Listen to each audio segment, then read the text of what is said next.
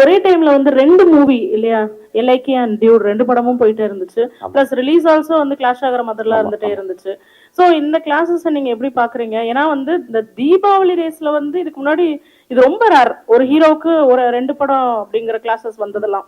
என்ன அது எப்படி வந்து அந்த நியூஸ், அந்த டிஜிட்டல் ட்ரெண்ட் இதெல்லாம் எப்படி பாக்குறீங்க?